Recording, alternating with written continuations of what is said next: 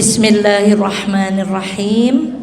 Yang saya cintai, yang saya sayangi segenap pengurus Majelis Taklim An-Nisa, kehadapan ibu-ibu yang tidak bisa kami sebutkan satu persatu, mari kita awali pengajian kita pagi hari ini. Kami buka Assalamualaikum warahmatullahi wabarakatuh.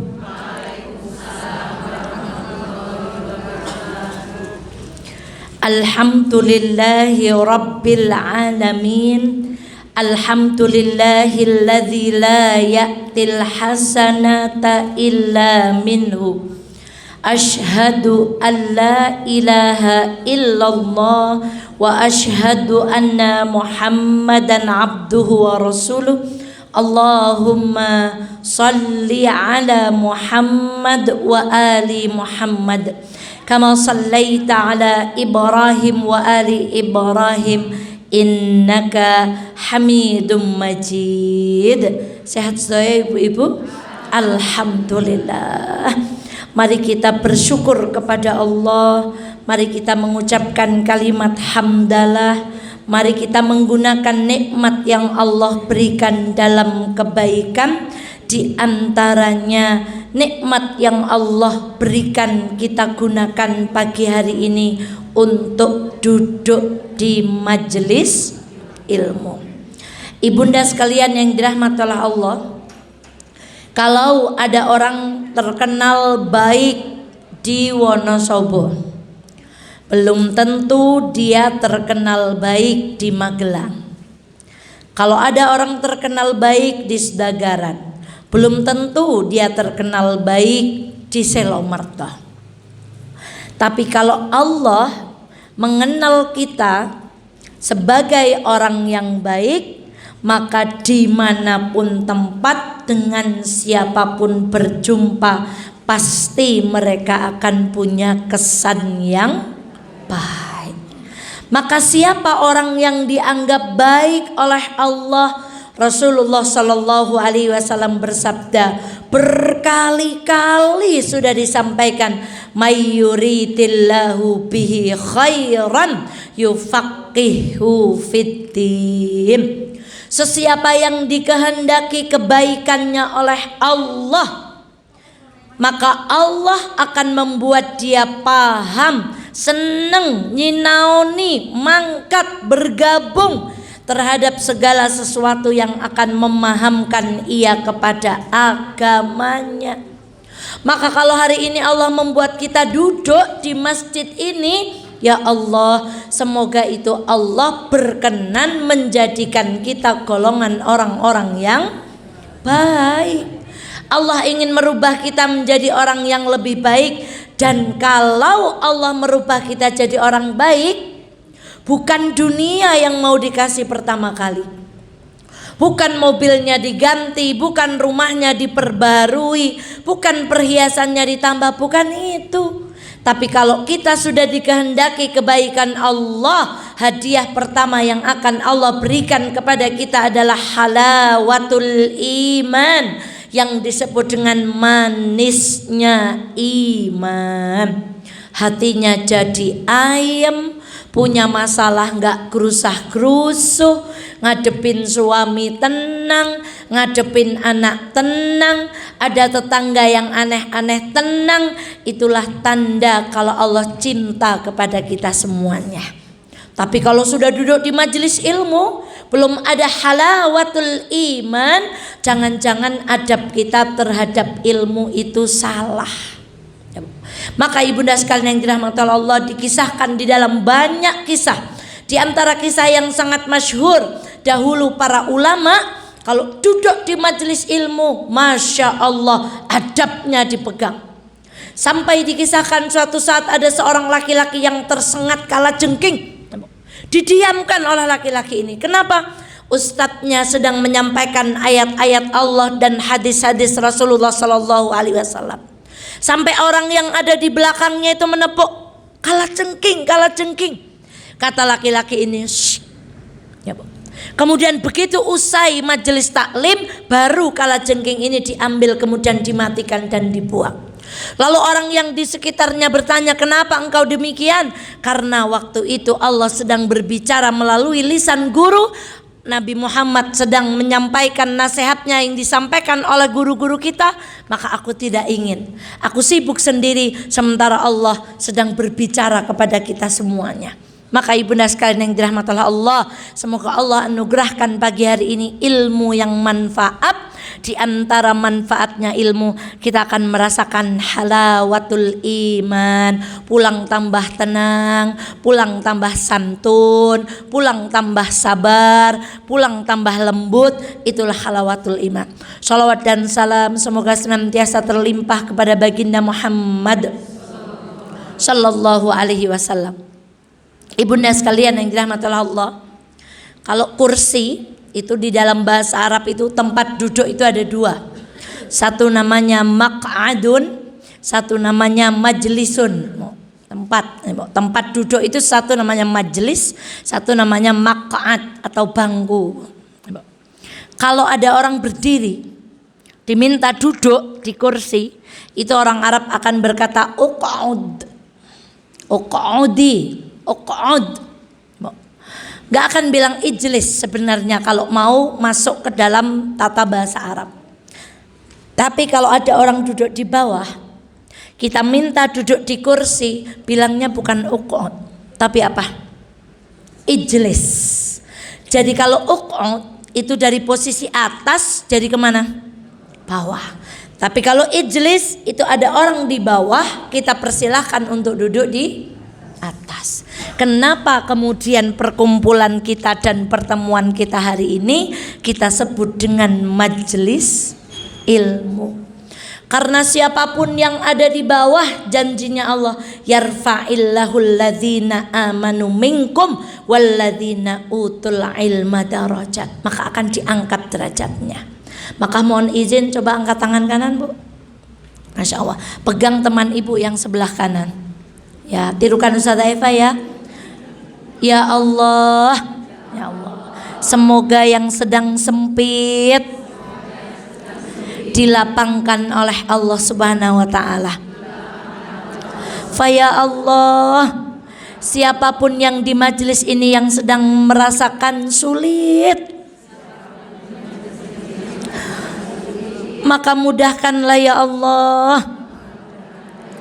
Fa ya Allah, siapapun yang sedang sakit lahirnya ataupun batinnya, tolong sembuhkan ya Allah. Masya Allah. Sekarang angkat ibu gantian tangan kirinya, bilang amin, saling mendoakan ya. Masya Allah. Coba beri senyum termanis buat orang yang ada di belakang dan samping kanan ibu. Masya Allah. Sudah nyapa belum tadi ibu? Ya, sudah kenal belum Bu? Oh, tenane sudah kenal. Masya Allah. Tuh, supaya ilmu ini menjadi berkah, ayo kita senang-senang mendoakan orang lain. Yang sulit jadi mudah, yang sempit jadi lapang. Itulah sejatinya makna majlis. Orang-orang yang berada di bawah diangkat derajatnya oleh Allah, baik dengan ketenangan, kemudahan, kebahagiaan. Masya Allah. Pokok nek ngaji niku, nek Mbak Eva niku jan pol senenge Bu. Pokoknya ayeme. Masya Allah. Sebelum masuk kepada materi, ada pertanyaan Bu. Pernah nggak lihat anak TK atau anak kelas 1, 2, 3 sampai 4 yang ibunya punya hutang puluhan atau ratusan atau miliaran, kemudian dia mojok di kamar merenung, terus kita sapa, "Nak, kenapa diem aja? Saya mikirin setoran," gitu. Ada nggak Bu? Nggak ya Bu? Anak-anak itu walaupun orang tuanya ada hutang, ada masalah, ada tanggungan, anak-anak awalnya tetap apa? Happy. Kenapa Bu? Kenapa? Karena anak-anak tuh yakin betul orang tuanya itu udah ngatur hidupnya yang terbaik. Dia merasa aman karena dia punya ayah dan bunda. Karena dia merasa aman dia berada di rumahnya. Lalu coba kita bawa, apa bedanya Ketika Allah memberikan kita ujian, kok kita nggak tenang ya? Padahal yang ngatur hidup kita tuh Allah. Ibu kalau naik pesawat nggak kenal sama pilotnya. Ibu kalau naik kapal nggak kenal sama nahkodanya. Ibu kalau naik kereta nggak kenal sama masinisnya. Ibu kalau naik bis nggak kenal sama angkotnya. Kalau sama sopir bisnya. Tapi kenapa di pesawat bisa? Kenapa Bu? Karena ibu percaya sama yang bawa pesawat. Lalu kenapa yang setiap hari Rabu kita duduk di sini kita mengenal Allah? Allah Maha Rahman, Allah Maha Rahim. Allah punya solusi. Inna ma'al usri yusra. Kenapa kita terlalu takut, selalu gelisah, selalu mengkhawatirkan sesuatu, padahal kita kenal betul zat yang Maha Rahman yang kita sembah itu berjanji inna ma'al usri. Maka ibu, mintalah setiap kita duduk di majelis ilmu, ya Allah beri aku ketenangan. Karena orang tenang itu berarti kenal sama Robnya Bu. Anak itu tenang banget, mau ibunya punya masalah apa, punya tanggungan, dia nggak kenapa. Dia yakin betul orang tuanya tuh nyetel hidupnya dengan baik.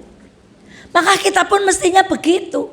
Sama Allah yakin bahwa Allah telah Masya Allah sudah nyetel hidup kita dengan baik. Ibu contoh, haji berapa hari kita di Mekah?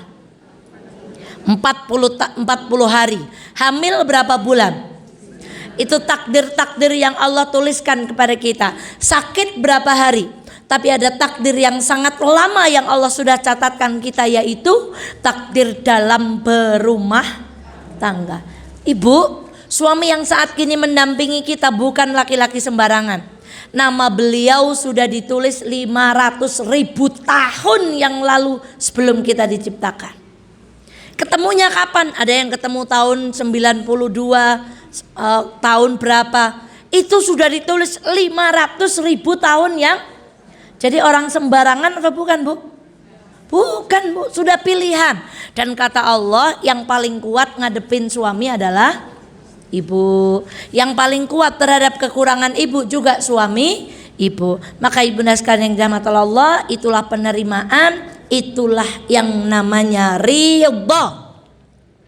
Kemarin saya sampaikan di Masjid Al-Arqam, kalau ibu punya anak 3, ibu mau keluar kota, ditanya anak pertama, nak kamu nitip opo? Ibu meh keluar kota.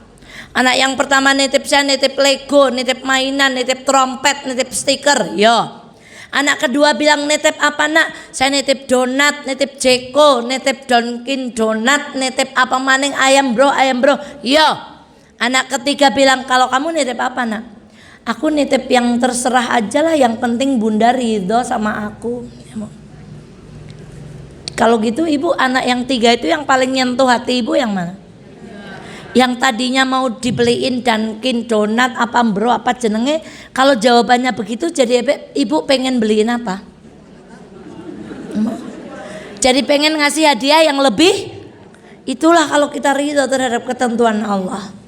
Nggak usah diminta. Kalau kita ridho kayak orang tua, anak kok ditari dia pengen apa malah jawabnya terserahlah, yang penting ibu ridho. Gitu dong sama Allah.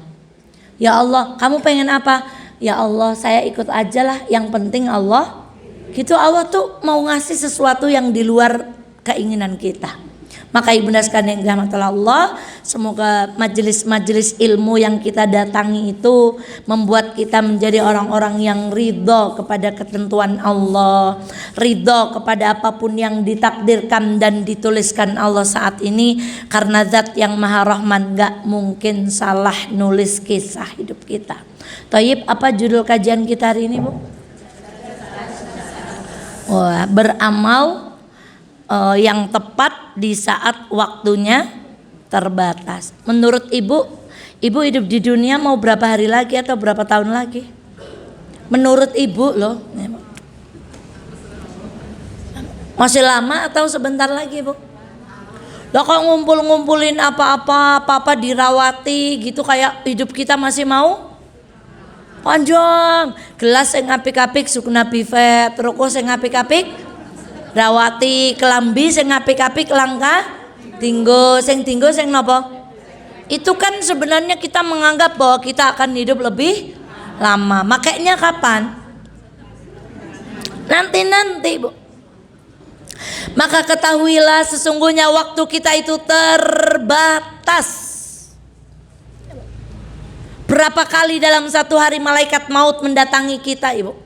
Tidaklah maut mendatangi kita kecuali Allah memberikan tanda-tandanya. Uban, fisik yang mulai melemah, otot yang Allah lebih cabut duluan daripada nyawanya, gigi yang Allah rontokkan sebelum rontok nyawa kita, telinga yang mulai tidak mendengar dengan baik, mata yang mulai melihat tidak baik, datangnya berbagai macam penyakit. Sesungguhnya Allah setiap hari ngasih sinyal kepada kita bahwa kita begitu dekat dengan kematian. Tetapi Masya Allah, kita tuh orang yang santai, Bu. Kenapa, Bu? Imam Syafi'i berkata, dalam banyak majelis sudah disebutkan betapa banyak orang masih lalai, masih sanggup bermaksiat kepada Allah, sementara kain kafannya hampir selesai ditenun. Mungkin tinggal tali pocongnya, mungkin tinggal lembaran terakhirnya. Masya Allah. Maka ibunda sekalian yang dirahmati Allah, itulah satu, zikrul maut itu adalah tempat kita mengistirahatkan hati, Bu. Jadi orang itu kalau ingat mati, itu hatinya tuh nggak akan kepengen apa-apa yang aneh-aneh. Wong kader sedela maning mati. Kendaraan yang hari ini kita lihat disimpan di samping masjid, itu adalah kendaraan yang kelak akan membuat kita menjadi orang yang paling menyesal, walaupun kita di dunia naik kendaraan merek apa aja. Karena Rasulullah SAW bersabda, ketika mayat dinaikkan di atas pundak, maka ia akan berteriak. Seandainya manusia bisa mendengar teriakan mayat, mayat yang baik akan berkata, cepat bawa aku ke kuburan, ke alam barzah. Aku ingin berjumpa dengan kebaikan-kebaikan yang pernah aku lakukan di dunia. Tapi ketika mayat yang digotong di atas bahu laki-laki itu adalah mayat orang yang buruk, maka dia berteriak-teriak, mau engkau bawa kemana aku ini? Dia takut bertemu dengan keburukan-keburukan yang pernah ia koleksi di muka bumi ini. Maka hati-hati, tiap hari kita cek keburukan yang lebih banyak kita koleksi atau kebaikan yang pernah kita lakukan. Maka ibu nak coba ngeleng-ngeleng mati. Masya Allah, nyong ka arep ditinggal nek orang nyong arep. Masya Allah. Saya mendengar cerita kisah Ustadz Abu Basam Umar Mita itu, Bu. Ibunya tuh bercerita, saya punya 3 permintaan kepada Allah. 1, Ustadz Umar Mita itu punya kakak yang berkebutuhan khusus. 2, Bu. Kemudian ibunya tuh berdoa, yang pertama, aku meminta supaya anakku lebih meninggal duluan daripada aku, supaya aku sudah menunaikan janjiku kepada Allah, merawat dia dengan baik. Dia sudah selesai, sudah tunai, maka dia diambil oleh Allah duluan. Ternyata doa yang pertama tidak dikabulkan, karena putranya, ibunya lebih meninggal duluan daripada putranya. Kemudian permintaan beliau yang kedua, ya Allah, aku pengen mati duluan daripada suamiku. Pernah doa kayak gitu nggak, Bu? Kalau ibu disuruh milih suami duluan atau ibu duluan, ibu milih siapa? Yang suruh duluan siapa dulu, Bu? Nah, ini diuji nih kesetiaannya nih. Suami dulu apa kita dulu? Ya Allah, nek nyong demen tak bojone nyong teng rumah anak ya. Kayaknya karo anak cok. Gimana ini kesepakatan, ibu duluan apa suami duluan? Kata ibunya Ustadz Abu Basam Umar Mita, aku ingin lebih dulu meninggal ketimbang suamiku. Kenapa, Bu? Karena aku selama ini selalu beribadah bersama dengan ayahmu, dan aku tidak membayangkan bagaimana kalau ayahmu meninggal duluan sementara aku harus melaksanakan ibadah sendiri. Dan doa ini juga tidak dikabulkan, Bu. Ternyata beliau lebih dulu meninggal daripada suaminya. Dan sepeninggal beliau, sang suami itu tidak tahajud selama 10 hari, Bu. Ustadz Abu Basam Umar Mita itu karena melihat biasanya orang tuanya tahajud, kok enggak tahajud, itu bertanya, Bah, kenapa Bah enggak tahajud? Beri aku waktu. Karena selama ini kita selalu sholat berdua, dan aku enggak siap kalau nanti aku salam, ketika menoleh ke belakang, orang yang memakai sajadah biru dan mukena putih itu sudah enggak ada lagi menemani aku. Maka beri aku waktu nak, supaya aku kuat kembali berdiri sholat tahajud. Itu loh Bu, sakinah mawaddah rahmah tuh kayak gitu Bu. Masya Allah.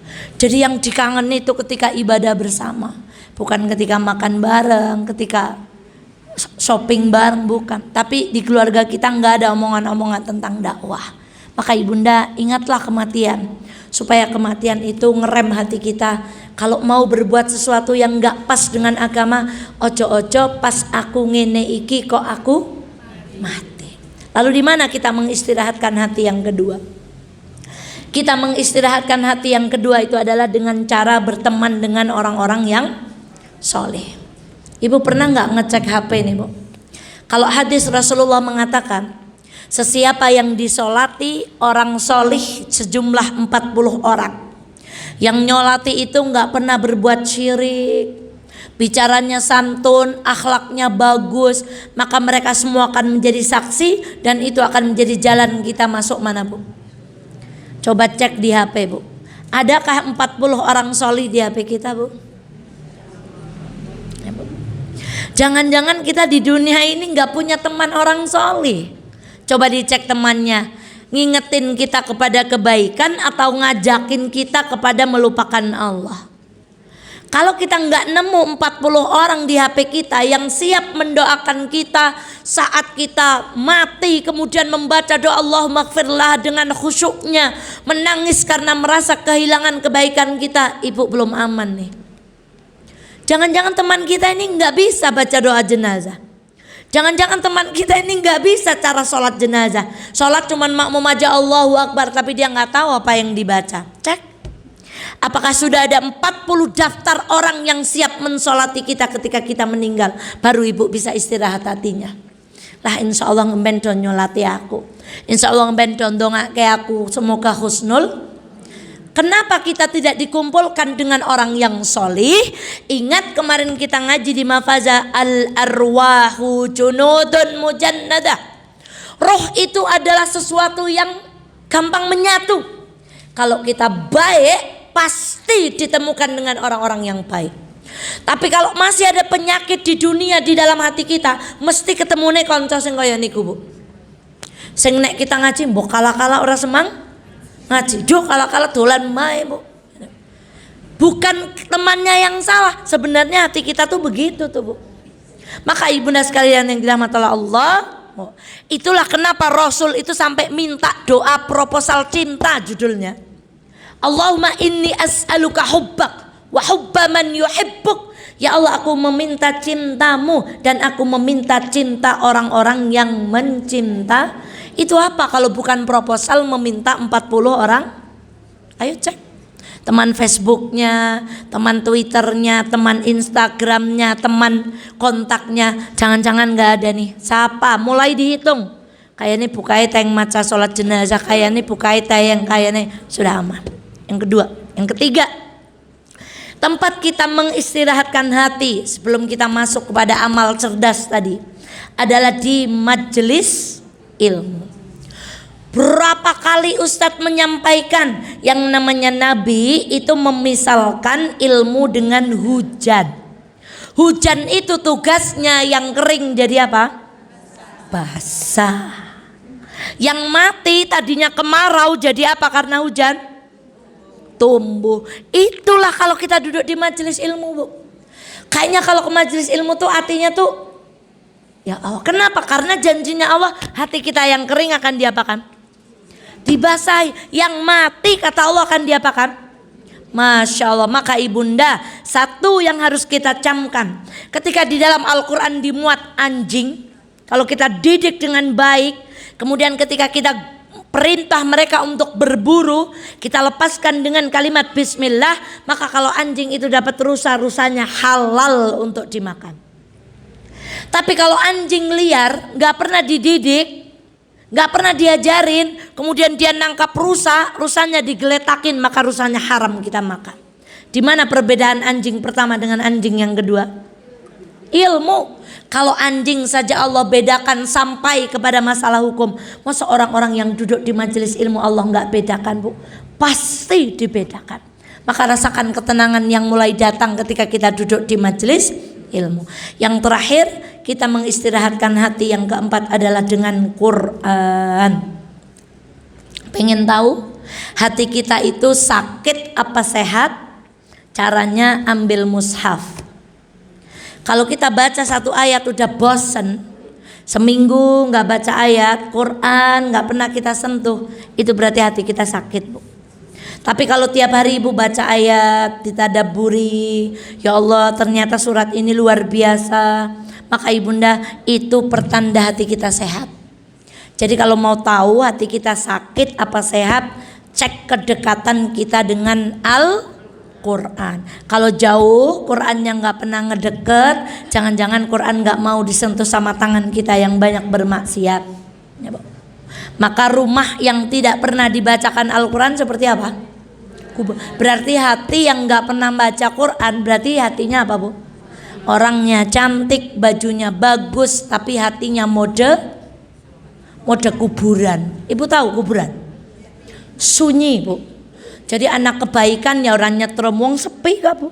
Anak keburukan ya orang nyetrum, hatinya tumpul karena apa, Bu? Kuburan, Bu. Masya Allah. Maka sampai ada guyonan tuh, kalau hidup pengen gak dikomentari itu saat tetangga kita semuanya kejeng, Bu. Semuanya pendiam, gak ada yang komentar. Tapi kalau tetangganya manusia, apik yo dikomentari, yo meneh. Taib, apa itu amalan yang tepat, Bu? Masya Allah. Ada 6 hal yang akan kita pelajari hari ini. Adalah sesuatu yang disampaikan oleh Imam Ibnu Qayyim rahimahullah, bahwa setan itu akan membuat kita beramal sesuatu yang gak tepat, Bu. Sehingga apa? Rumangsane wis beramal, jebule di sisi Allah amalan itu gak ada artinya. Itu kerjaan setan. Dan itu yang akan dihembuskan setan kepada kita. Maka kalau ibu menyimak, mungkin ini pernah disampaikan oleh banyak ustadz, setan itu punya 6 ranjau, Bu. Makanya Al-Quran, wala tattabi'u khutuwatis syaitan. Khutuwat itu artinya banyak jalan. Tapi kalau khutwah itu berarti satu jalan. Kalau Al-Quran sedang menceritakan setan, gak pernah Quran bilang setan hanya punya satu jalan menjerumuskan manusia. Tapi setan punya banyak jalan untuk menjerumuskan manusia. Makanya cerita sederhana, rasakan betapa beratnya orang yang gak pernah ngaji mau ngaji. Yang takut gak ada yang kenal lah, yang takut di sana nanti sendirilah. Yang ya Allah, aku tuh belum pernah datang ke Anissa, nanti di sana jangan-jangan aku nggak ada yang, wah itu setan banget tuh, Bu. Maka digandengi itu sekel, Bu. Mangkat ora, mangkat langit mulai mendung kok aja malah udan lah. Nek udan kok kegerimesan sedidik kok langsung. Nah, pas itu setan. Oh lulus nih. Orang segini banyaknya pada berangkat ke Anissa. Oh, tadi kan kita tahu tuh, jalan setan gak hanya satu. Maka setan akan pasang perangkap yang kedua. Setan akan pasang ranjau di bawah tempat duduk ibu-ibu. Maka orang ngaji itu ada yang 5 menit, selonjor, ganti maning, cekokul, sadah Eva, ora rampung-rampung, sendeloki jam, selak arep mampir. Jadi fisiknya di sini, tapi pikirannya kemana? Itulah yang mengurangi keberkahan ilmu, Bu. Nggak fokus ngajinya, Bu. Memang hadir di sini, tapi pikirannya kemana-mana. Itu ranjau yang setan tangkap pasang di bawah tempat duduk kita. Wah, enggak, semuanya fokus, anteng. Tunggu, setan punya ranjau yang ketiga, menaburkan pasir di mata-mata kita, Bu. Wah, Masya Allah. Mulane nek mendung kayang kene, padahal kayane ustad nang Wonosobo sing suarane seru 2, Bu. 1 Ustad Muklis, 2 Ustadzah Eva. Ngono mawon tesih wonten sing ngantuk, Bu. Lah nek kula leng ceramah model lembut ngeten niku pripun, Bu? Alah, niku setan, Bu. Alah tesih mending ngantuk teng majelis taklim. Itu orang nggak memperhatikan adab di majelis ilmu.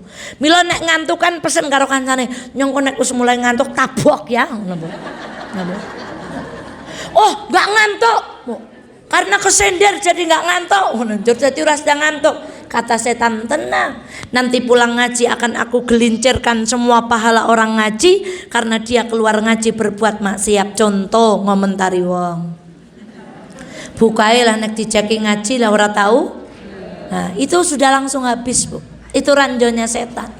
Kita berangkat susah payah, duduk nyatet, direwangi melek-melek, pulang ngomentari orang. Masya Allah. Maka apa? Itu ranjau setan. Apa ranjau setan yang pertama? Setan akan mengajak kepada semua, gak pandang bulu, kepada satu namanya kekafiran. Ibu pernah gak bilang, kenapa ya orang Nasrani itu lembut-lembut, baik-baik, ramah? Tadi ranjau pertama setan apa? Kalau sudah kena ranjau pertama, ngapain setan pakai ranjau yang kedua, Bu? Jadi orang kalau sudah terkena tauhidnya, dia nggak percaya kepada Allah, memilih nyembah yang lain, kata setan sudah selesai saya urusannya dengan dia. Maka nggak perlu dia digoda jadi orang pemarah, jadi orang bakhil, jadi orang kasar, nggak perlu. Karena goalnya setan udah apa? Sudah kena, maka nggak usah heran. Justru itu PR buat kita, Bu. Kenapa ya mereka tuh ramah, hidupnya kayak ayam, tenang. Kalau nyapa, kemarin di alun-alun ada yang bagi-bagi ini kartu berbarcode. Ternyata setelah dibuka barcode-nya itu adalah tentang Alkitab, Ibu. Kami coba telusuri di Google itu, dengan ramahnya menyapa, membagi kartu, ternyata sedang menyebarkan apa? Jadi, kenapa mereka tuh? Ya karena setan udah kena, ngapain? Ranjau utama kita tuh kan pakai senjata pertama tuh. Kalau senjata pertama nggak kepake, senjata yang keberapa?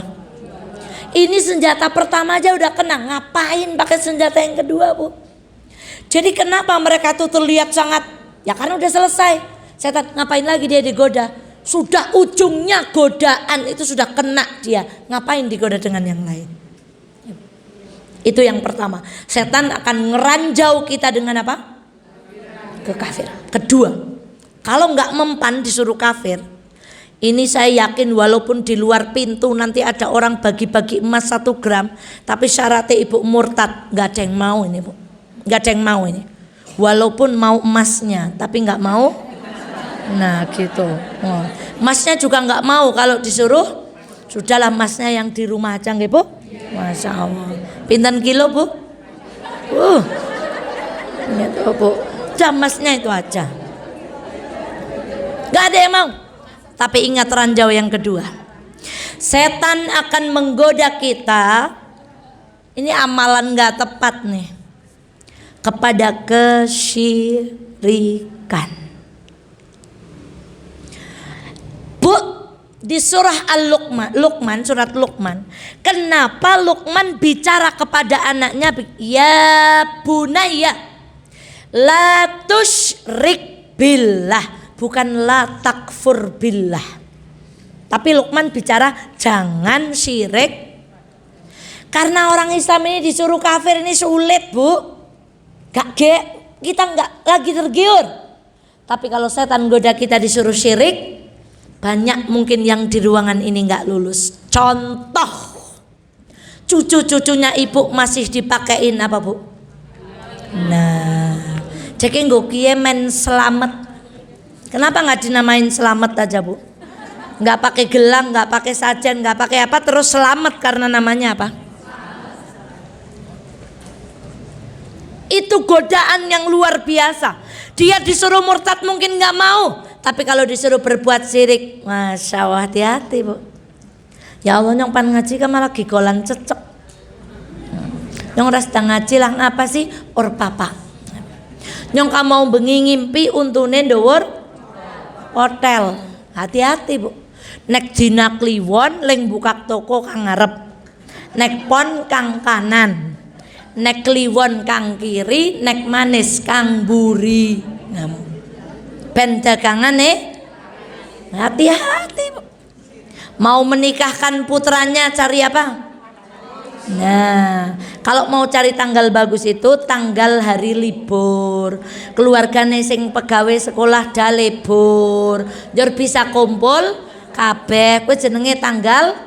Nah, nek bisa aja dina Senin aja dina Kemis, bukan sing diundang lagi puasa. Nek bisa ya aja musim udan ben sing kondangan ora. Itu pertimbangan kita. Bukan karena saya Taurus. Kok Ustazah Eva tahu ya tahu lah. Zaman cilik mbiyen bukaki primbon. Asmara. Wes. Dia mulai mendekatimu. Seneng banget. Wah. Kantong. Bulan ini kantongmu agak kering, berarti leng disangoni ibu mong Siti. Kesehatan, kamu akan flu-flu sedikit. Wah, zaman dulu buka apa namanya? Primbon. Bintang saya tahu bintang saya adalah Taurus. Sing jenenge Taurus kecocoke karo aku juga nggak tahu, udah lupa. Ya, Pisces, Scorpion, apa maning Aries, Leo, Virgo. Lo Ustazah Eva pala hatam. Hati-hati. Kita sadari nggih.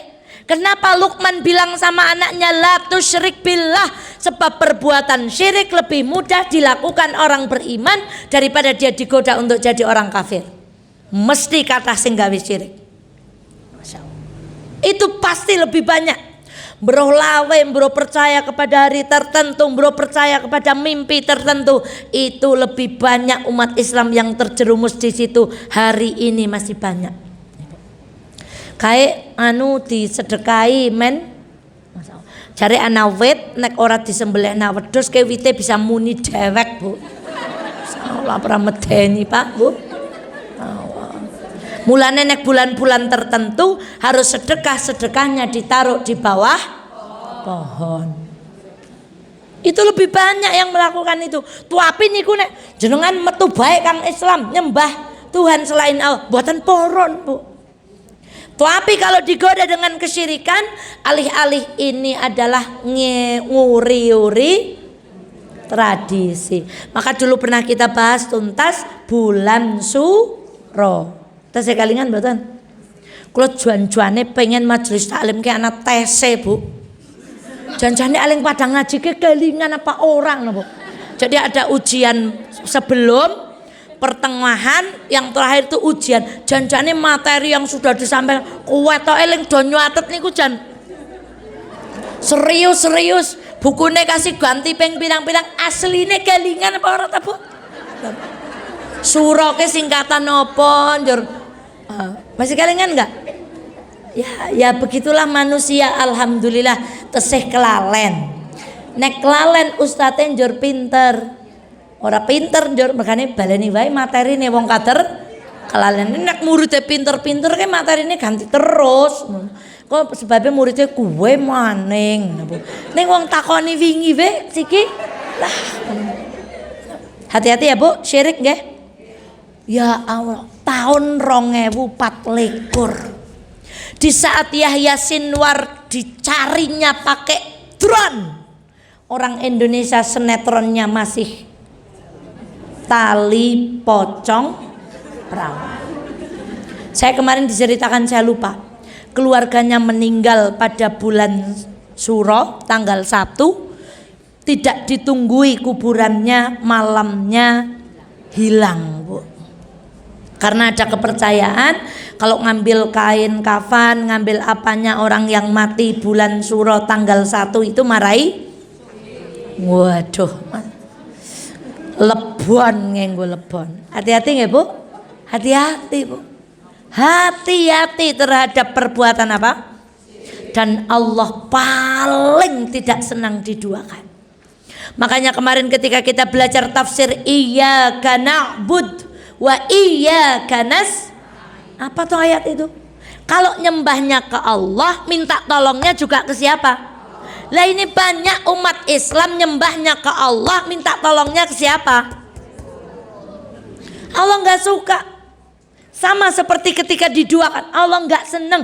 Maka di banyak ayat Allah mengatakan Allah tidak mengampuni dosa syirik Dan Allah mengampuni dosa yang lain bagi orang-orang yang dikehendaki.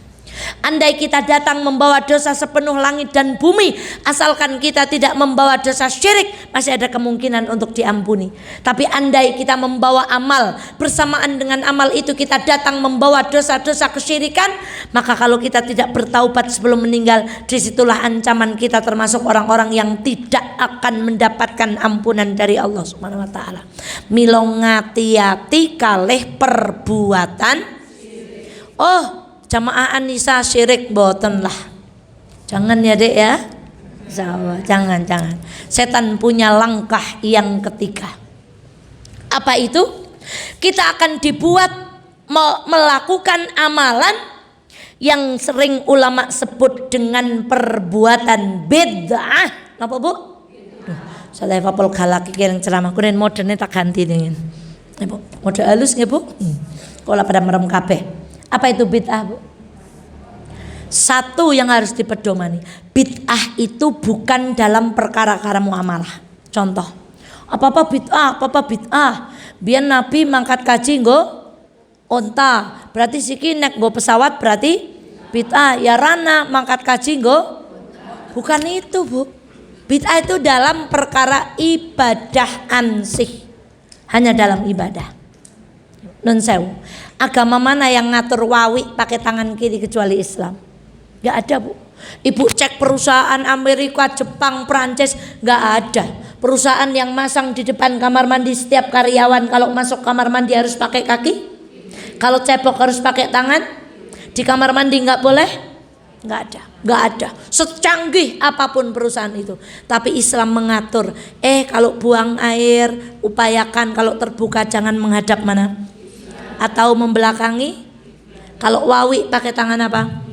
Masa urusan saja diatur, urusan ibadah mboten diatur bu. Mesti diatur bu. Jumlah subhanallah setelah sholat berapa? Alhamdulillah berapa? Allahu akbar berapa? Kalau kita mau nambahi, apakah kita tidak sama dengan mengatakan, oh Nabi mbiyen kelalen ya? Donge 39 ka malah gur mature. Apa Nabi mbiyen orang lengkap ya yang menyampaikan ya? Dan yang kaki orang nana. Al-yauma akmaltu lakum dinakum. Hari ini telah aku sempurnakan. Yang namanya sudah sempurna kalau ditambahi jadi napa bu? Pun barang pun sempurna kok ditambah-tambahi.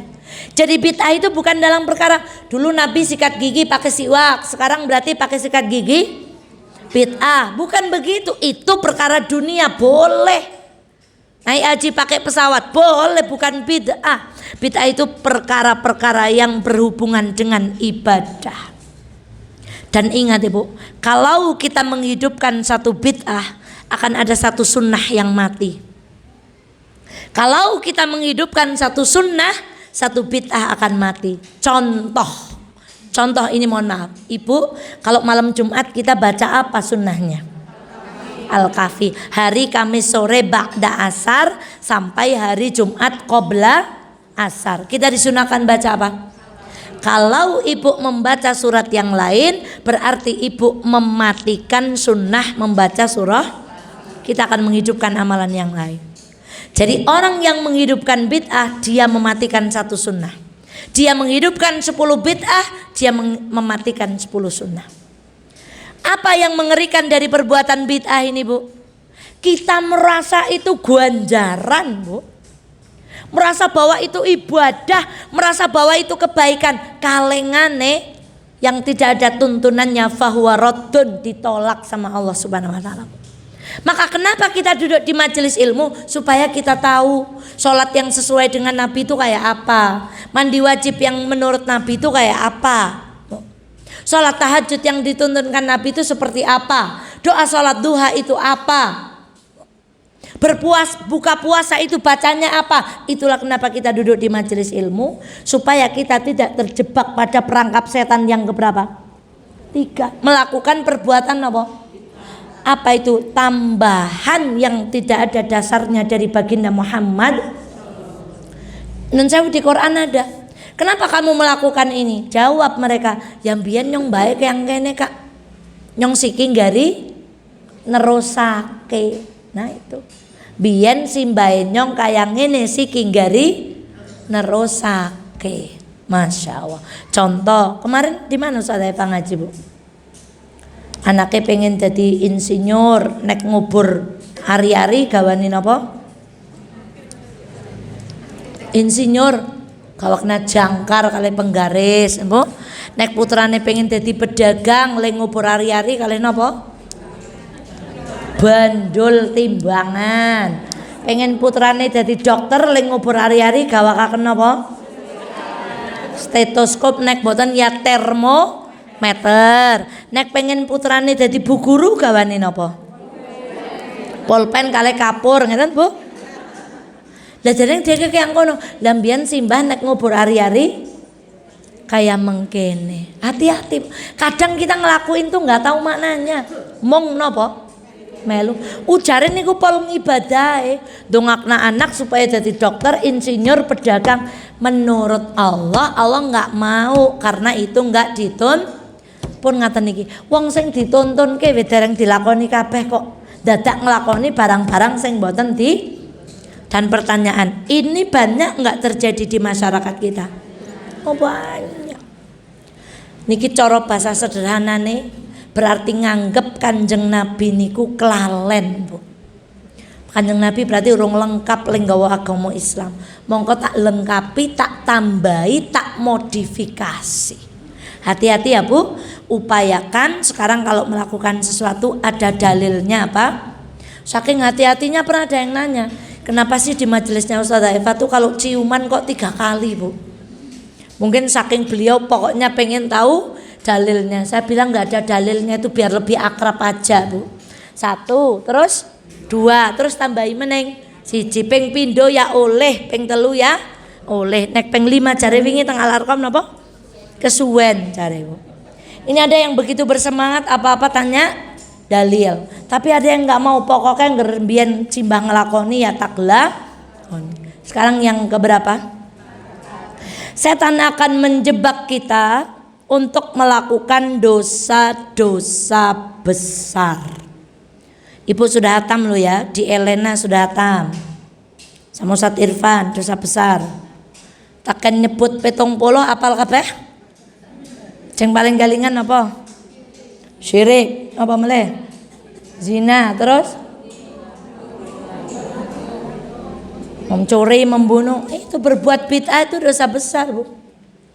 Tapi rumangsane kita tidak berbuat dosa, krono ibadah konteksnya. Maka ibunda sekalian yang dirahmati Allah, hati-hati dengan dosa besar. Kalau kita tidak jatuh pada dosa besar, katakan kayaknya nek teng ruangan niki pada mboten lah nek lakoni dosa besar. Zina, nyolong, korupsi, membunuh, kayaknya enggak deh. Maka setan akan menjatuhkan kita kepada dosa-dosa kecil. Contohnya apa Bu?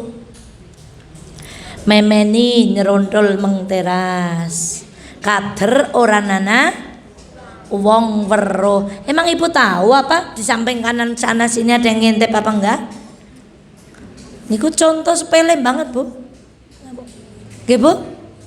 Unjuk ngagem asto kiwa ndak tempe lombok, tempe arem-arem pol pase kanan kiri kanan. Nah jur nek jak kondangan jilbabe ageng-ageng, kadang pun haji, bolak-balik umroh, dahare kalih napa? Ora papalah. Wong ora nana gone. Memang gak ada teras tempat kita duduk Bu. Ini sekalian pelajaran buat yang mau hajatan, sediakan kursi kalau enggak panjenengan nanggung dosane wong sing dahar kalih napa? Niku sepele Bu. Ning pol penake kadang pun haji pun umroh, walah teko nang majelis pundi mawon ana, ning barang kondangan ning dahar karo lah. Ujare nek ngedek niku dosa napa? Tahu enggak? Tidak ada perkara besar kecuali dimulai dari perkara napa? Malah dhewek niku cok nyepelekke. Nek wong zina lebare wedi metu wong wedi ketahuan tobat. Tapi kalau orang makan dengan berdiri itu nggak ada orang takut setelah itu, Bu. Tenang aja pulang, besok datang ngaji lagi. Habis itu baca Quran. Karena menganggap dosa tadi apa? Tidak ditaubati, tidak disesali, tidak dianggap besar. Jebule cilik dikelompok ke dadi napa, Bu? Hati-hati, Bu. Nyeruntul memeni, nyeruntul teng warung. Napa meleh? Do you know the meaning of nyeruntul? Kater warunge nang ngarep be ora nana wong. Nyaponi teras ngeloncok, suwi-suwi teras ngarepe maning. Suwi-suwi tekan dalan ning mboten ngagem napa. Nah, itu namanya nyeruntul. Nah, namanya busrontul. Napa, Bu? Nah, niku nek busrontul adalah ibu-ibu yang biasa berjilbab tapi kalau pergi ke warung nyeruntul. Namanya siapa? Busrontul. Malih pergi ke tempat wisata, Bu. Wih, dengan santainya wudu di depan orang ditonton nikine di napa? Cewalekke kudunge di napa? Buka, kemudian kakinya ling cuci kaki kalian napa? Ha niku dengan santainya, Bu.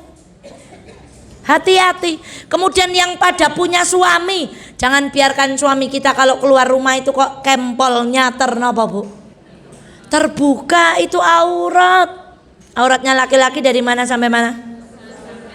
Pusar sampai kula pawisuk weruh wong bonceng nak anake wong lanang nggo kathok sendebat. Astagfirullah, wong nang ngarepe ya weruh nggih, Bu. Ning ya lebare ngoten. Ih, ngono. Saya aja yang bukan laki-laki aja kalau lihat kayak gitu aja tuh kayak gimana gitu, Bu. Maka Ibunda, contoh dosa kecil itu nyeruntul, nggih, Bu. Nah, jauhilah oleh kalian dosa-dosa kecil seperti kaum yang singgah di suatu lembah. Lalu datanglah seorang demi seorang membawa kayu hingga masaklah roti mereka dengan itu. Sesungguhnya dosa kecil itu ketika akan diambil pemiliknya maka ia akan membinasakan. Sing merentek, merentek itu bahasa Indonesiane napa, Bu? Kayu nek cilik garing niku cepet napa nih? Jadi nek lebok kena pawon ke cepet banget i urip niku cara wong Kaliwira menter. Nah, nek doripna langsung menter dan pol cepete merentek. Tapi nek kayu gede ngaten suwi, Bu. Kok nek wis suwi nembe mawon mrengongoh. Itulah ibaratnya dosa kecil, Bu. Dosa kecil itu gampang menyala dan mudah merentek. Merentek niku nuleri tanggane. Sekarang nomor berapa? Meh rampung tenang mawon. 5 6 Iki piye to semajlis kok ono sing 5 ono sing 6. Baleni meneh siji apa? Kafir. 2 syirik. 3 bid'ah. 4 dosa besar. 5 dosa kecil. Lah sing kelewat sing napa? Lah piye wong sak majelis kok ono sing 5 ono sing 6 iki piye iki? Sekarang berarti nomor berapa? Nah, yang ke-6. Ya Allah, setan itu akan menjebak kita pada perkara yang mubah tok. Contoh, kula niku sing sering terjebak. Kula niku tangane ngger teng omah niku usil, Bu.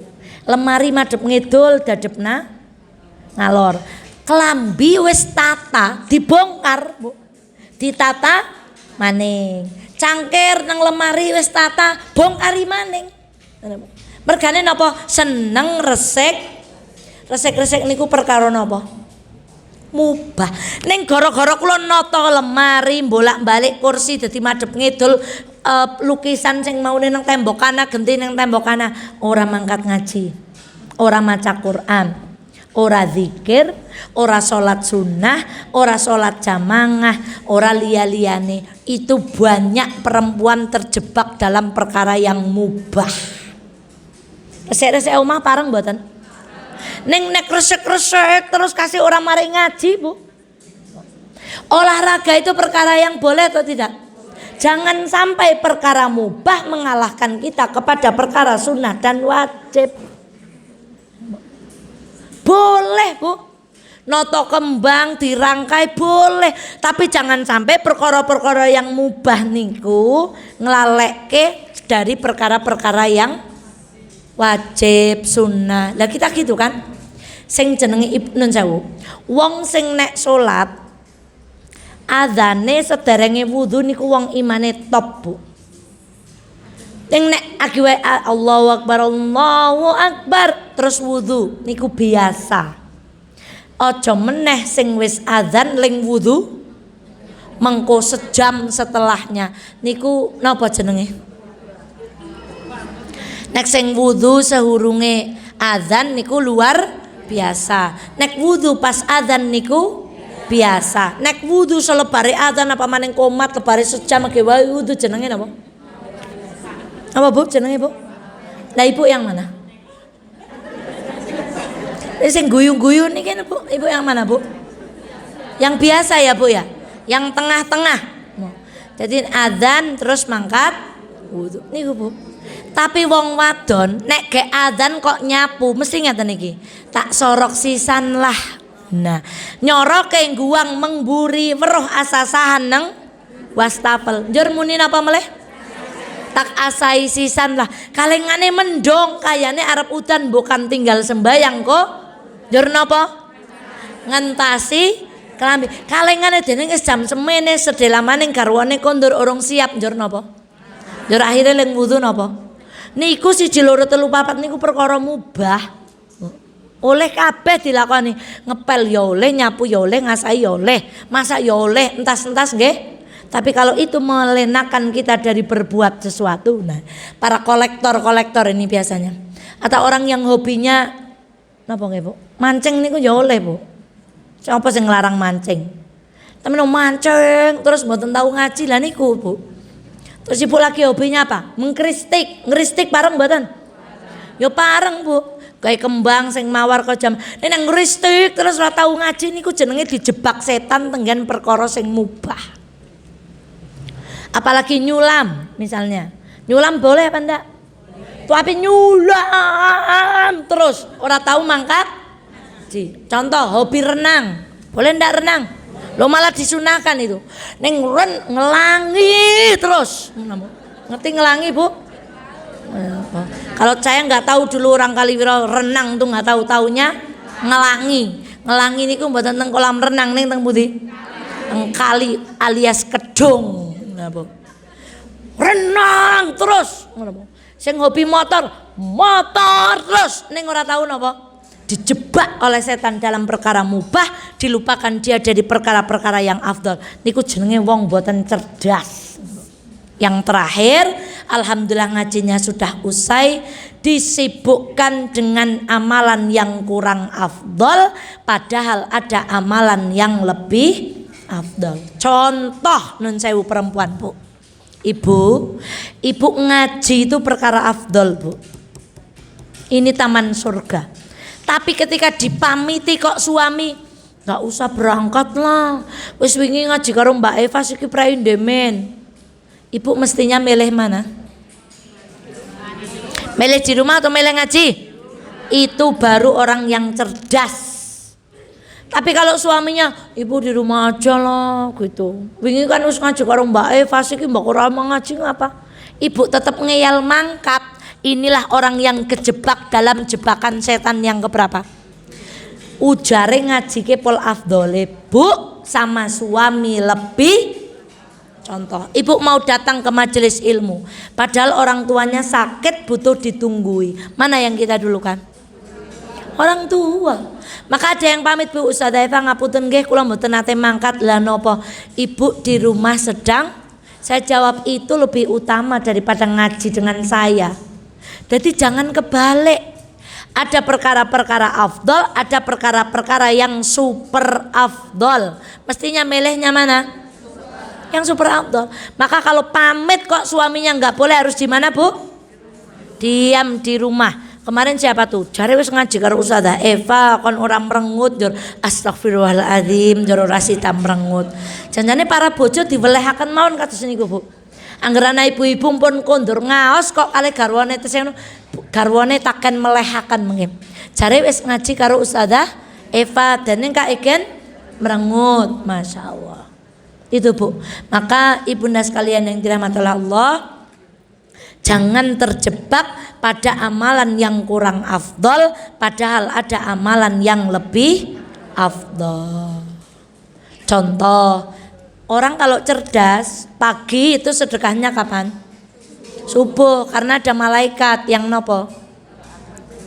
Itu jadi kita tuh cari peluang-peluang yang afdol. Sedekahnya di bulan Ramadan, boleh Bu. Jangan kebalik, di luar bulan Ramadan mumpung ranana butuhan lebaran, giliran Ramadan malah sedekahin apa Bu? Sebab budgetnya beralih kepada pakaian dan niku wong kebalik. Kudune kekuatan kita dikeluarkan kapan? Maksimal di bulan apa? Kenapa? Nah, sing paling kebalik meleh ibu nek medal ayu, nek teng dalem kaya mutu. Wis kewalik-walik kowe Bu. Ya Bu. Niku jenenge kewalik. Nek dandan kudune teng pundi? Tapi kula ya urung bisa nglakoni, cok melas banget karo bojone nggih Bu. Nang jaba weruh pol ayu-ayune, pol rapi-rapine, barang nang omah weruh napa? Makhluk mirip hantu Bu. Rambutnya riwak-riwuk, bajunya kedodoran, ambune alah, tambah tempat tidurnya enggak rapi, mainan anak kemakan postingan itu. Ibu yang anaknya banyak kok rumahnya bersih, itu tandanya dua. Satu, ibu galak. Dua, satu lagi apa? Anaknya apa? Enggak sehat. Kenapa anak banyak rumahnya bersih? Emang enggak boleh Bu. Jadi suami itu dari sangkan-sangkan itu masuk rumahnya bersih, spraynya terdedet, kasih dikancing go peniti di pojok sini loh Bu. Ben apa Bu? Janji goyang ke mesin ana sing terus dekong kangge niki ngono Bu. Mboten ora dilempet, spray ora tahu ganti. Ya Allah, itu ibu-ibu kewalik, padahal afdolnya dandan di mana? Di rumah. Ampun pas metu ayu nang omah kaya mutu balane busrontul ya kowe maning Bu. Bicara sama orang lain lembut, bicara sama suami niku wong kewalik maning. Bicara sama suami kemarin ya, 6 pesan istimewa buat wanita. Kalau bicara sama tukang bakso Pak 2 mangkok. Kalih pedes mboten Bu? Mboten. Kecape? Mboten. Saus? Mboten. Bicara karo suami? Makanya banyak suami pengen jadi tukang, karena ibunya kalau ngomong sama tukang bakso lembut, kalau bicara sama suami kasar. Hati-hati Bu, niku wong kewalik. Jenenge nglakoni barang sing ora afdol, padahal teng griya onten sing luweh afdol. Maka besoklah kita belajar tentang quality time, physical touch. Kalau di keluarga itu harus ada quality time, physical touch. Sidik-sidik di napa Bu? Di touch. Nah, di touch itu di napa? Terus ada gift, memberi hadiah, ada love language. Apa maning kowe ngesok lah maling ngaji teng Anisa nggih Bu. Demikian tempat istirahat hati ada berapa? 4. 1 ingat kematian. 2 teman soleh. 3 majelis ilmu. 4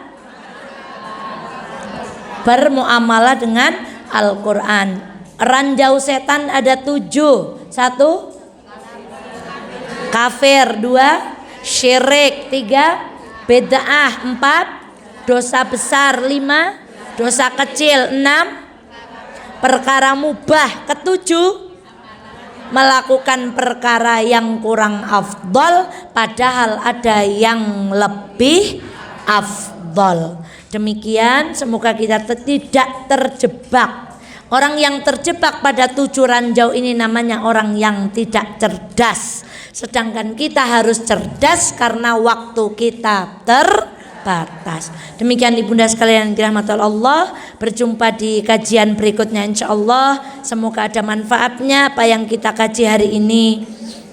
menjadi kebaikan. Dan tadi pesan Ustazah Eva, kita harus jadi orang yang ridho.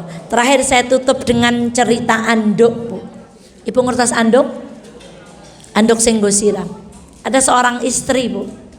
Suaminya itu punya kebiasaan angger anduk teles digledakna nang dhuwur.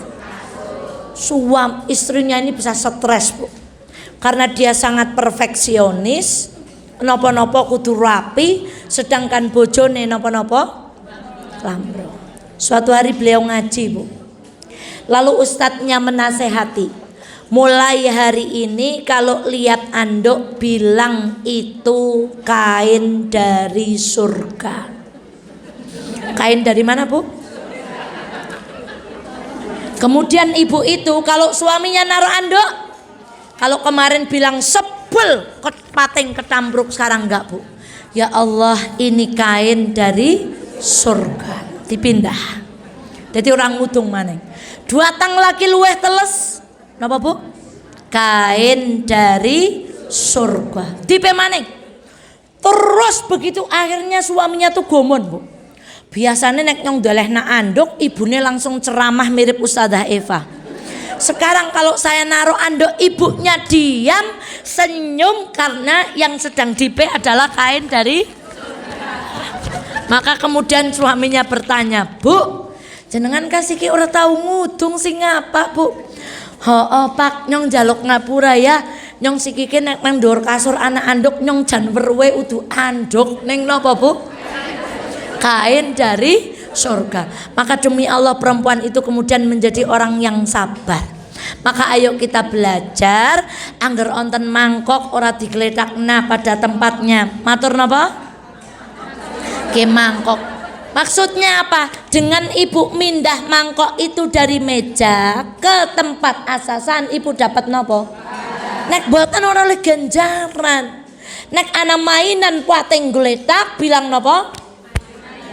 Mainan dari surga. Pokoknya anak kelambi pating cantol kudune sing reget lebokna mesin cuci porah jidor. Mulai hari ini jamaah An-Nisa kalau lihat kayak gitu, Masya Allah, ada laundry dari surga. Maka dengan ibu ngambil dapat pahala karena mindah dari kasur kemana? Nah, kalau ada suami ngelolos baju langsung apa, Bu? Wah, akhirnya tumpukannya apa? Wah, ini PR dari surga. Ngeten nggih, Bu? Nopo-nopo sakniki PR dari surga. Demikian, astagfirullah li walakum. Assalamualaikum warahmatullahi wabarakatuh. Alhamdulillahirrahmanirrahim. 98 FM Purnama Sidi Wonosobo, mencerahkan, inspiratif.